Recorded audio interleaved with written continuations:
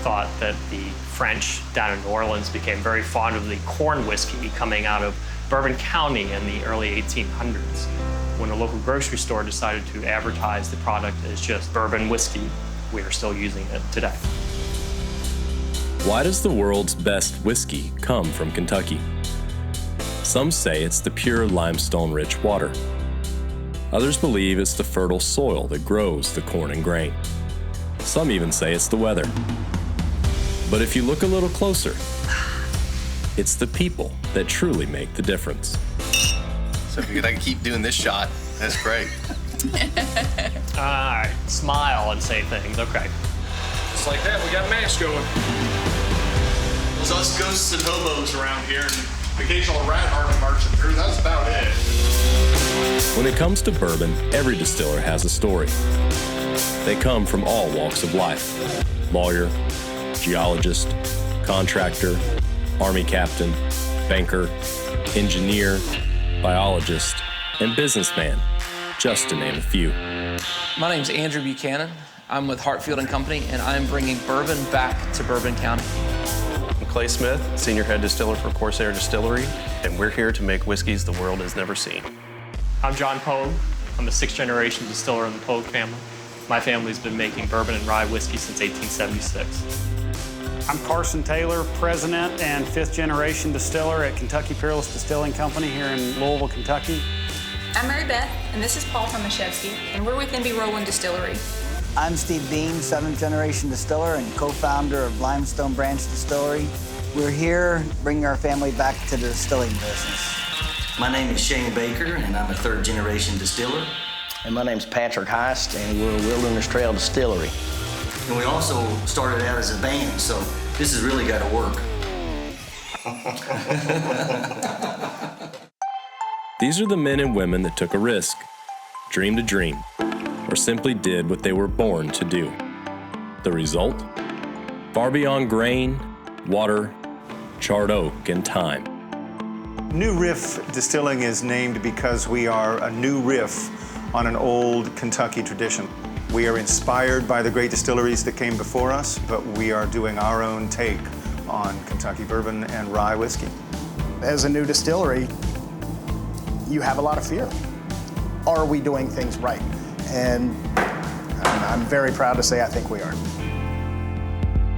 When we opened the distillery, we wanted to start as a very specific, made on-site operation. This is very unique. As far as we know, we're the first distillery to smoke corn, or first place ever to smoke corn as an actual commercially viable product. And that flavor will transfer over to the actual mashing and distillation process. But then once we convinced the bank that we could do it, then the passion really started coming out. We took the approach into an already overcrowded market that we were going to be a little bit different. We're using 5-gallon barrels. There's a lot of pushback that we get in using smaller format barrels. We're not making bourbon, is what we hear a lot. It's actually bourbon if you follow the letter of the law. It's actually bourbon, but it's bourbon in 3.5 months. Yeah, that one's almost there. It's right about that, yeah. You know, let your palate decide, reframe the argument of age. We didn't have the luxury of 100 years of distilling heritage, so we had to take a different approach. We took a very experimental and new approach. Traditionally, it's corn, rye, wheat, and barley. Brewers nowadays have many more options, and we were interested in those more options. It's a 9-year-old bourbon, 91 proof. It was fashioned after an original bottle of Old Pogue bourbon that my crazy cousin and my president cracked in the early 90s. He really liked it. He thought, let's put it back in the barrel.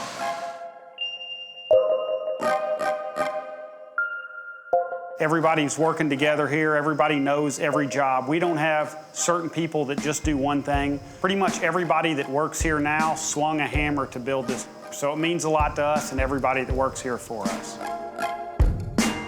That you see this particular shape with some of the great gens of the world. Terms like unique, handcrafted, get thrown around a lot, but with this guy, it really does truly apply. You can almost smell the history. It's a really neat space. It's just oozing with character. We pay homage to Kentucky history and tradition with a strong understanding of what happens in the process and why.